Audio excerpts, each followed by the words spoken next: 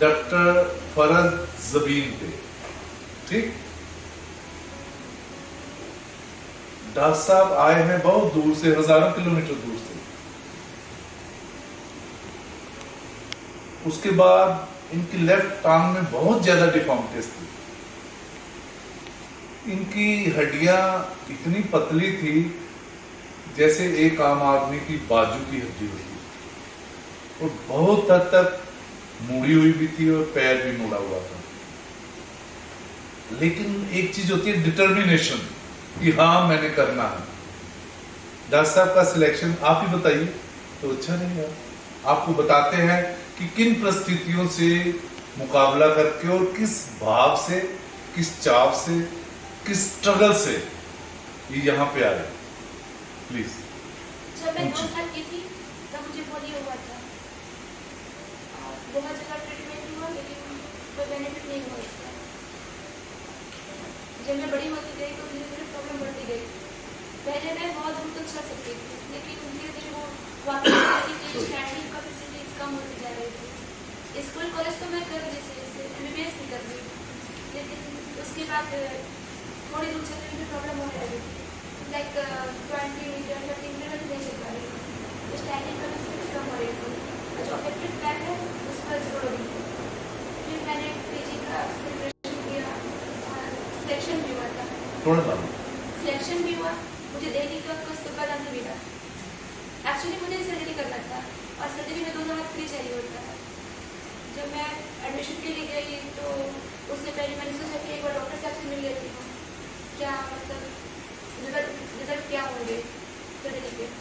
तो मैं यहाँ पे आई, सर ने समझाया सब कुछ, क्या क्या बेनिफिट हो सकते हैं वो सर ने बताया। तो फिर मैंने सोचा कि एडमिशन लेने से बेटर है कि पहले मैं अपनी खुद का हेल्थ सही कर लूँ, क्योंकि PG तो होता रहेगा बट हेल्थ इम्पॉर्टेंट है। तो मैं यहाँ से जाने के बाद मैंने डिसाइड किया कि पहले मैं सर्जरी करवाऊँगी, उसके बाद फिर PG करूँगी।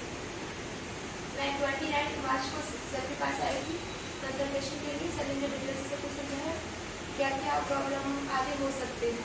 अभी क्या क्या प्रॉब्लम है वो तो पता ही है। मेरी वहाँ की कैपेसिटी, स्टैंडिंग कैपेसिटी सब कमते जा रही थी, लेकिन फ्यूचर में क्या क्या होने वाले हैं वो सर ने बताया। पोस्ट कोविड सिंड्रोम से मैं फेस कर रही थी और आगे चलकर काफ़ी प्रॉब्लम आने वाले थे। तो फिर मैं घर गई। उसके बाद डिसाइड किया कि मुझे पहले सर्जरी करवानी है, PG बाद में कर लूँगी। इसलिए मैंने ऑक्सीजन और पेडिया छोड़ दिया। फिर मैं 8 जून को यहाँ पर आई। 10 जून को हमारा ऑपरेशन हुआ, लेकिन हमारा जो नेक था, नी के पास से काफ़ी मुड़ी गई थी। फर्स्ट ऑपरेशन के बाद भी वो सीधी नहीं हुई।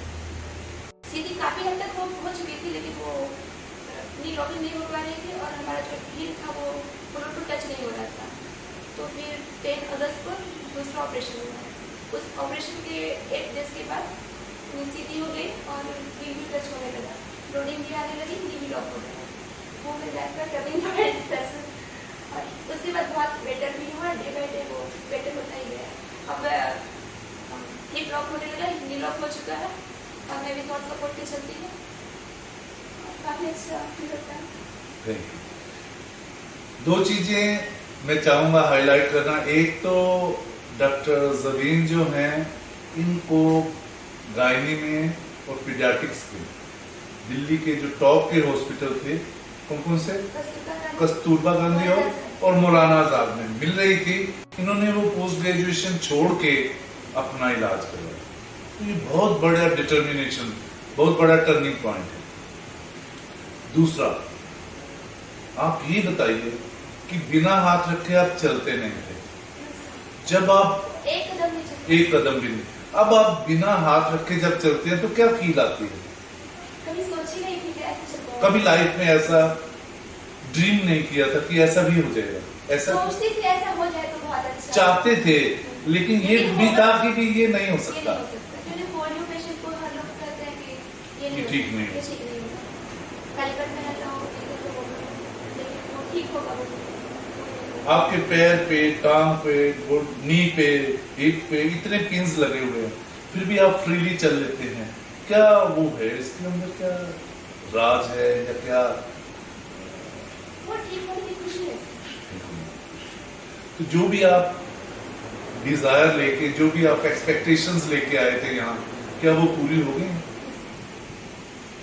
हाथ छोटे चलना ही बहुत बड़ी बात है। हाथ, मेरे ख्याल से जो भी पोलियो के पेशेंट्स हाथ रख के चलते हैं, हाथ रख के चलने का मतलब है उनकी दोनों टांगे, हाथ, बॉडी, सारा का सारा सिस्टम जो है चलने में एनर्जी लग जाती है। और अगर हाथ उठ जाता है तो ये बहुत बड़ी अचीवमेंट है। अब आपको लगता है कि लाइफ आपकी चेंज हो जाएगी, कुछ भी कर सकते, कुछ भी कर सकते, ठीक है। और आपकी फेस रीडिंग से, आपकी लैंग्वेज से ऐसा नहीं लगता कि देखिए कितनी ज्यादा आपके ऊपर पिन्स लगे हुए हैं, वायर्स लगे हुए हैं, उसके बाद भी आप आराम से कंफर्टेबली चल रहे हैं। तो आपके खासकर भैया का, आपकी साइलेंटली काम करती दीदी का, आपके अम्मी जान का जो वहां सब वेट कर रहे हैं, सबका तहे दिल से शुक्रिया अदा करता हूँ कि आपने हमारे हॉस्पिटल को चुना, हमें मौका दिया आपको ठीक करने के लिए। तो मैं परमात्मा से, अल्लाह ताला से बहुत ही ज्यादा खुश भी हूँ और उनका शुक्रिया भी करता हूँ कि ये जो कुछ हुआ है सिर्फ उनके कर्म से हुआ है। इसमें हमारा, इसमें आपका, किसी का उतना कंट्रीब्यूशन नहीं है जितना उसका, लेकिन फिर भी उन्हीं की डिजायर से, उन्हीं की कृपा से, कर्म से सब कुछ हुआ है। जो हमें चाहिए था वो मिला है। 3-3 महीने, 3.5 महीने, 4 महीने किसी हॉस्पिटल में रहना कोई आसान काम नहीं, और इतनी परेशानियां, लेकिन फिर भी हंसते रहना और उन रिजल्ट्स को पाना। लेकिन ये हॉस्पिटल का बहुत फैमिली जैसा है। अच्छा, विजिट करते रहते हैं, कुछ फील ही नहीं होता, वेरी लगता है कि हॉस्पिटल में 4 महीने रहना है। 4 महीने कहीं पे आप 2, 4, 6 दिन मुश्किल से रह पाते हो, वो भी हॉस्पिटल में, और आप इतने 3.5 महीने के करीब हो गए। बहुत बहुत शुक्रिया।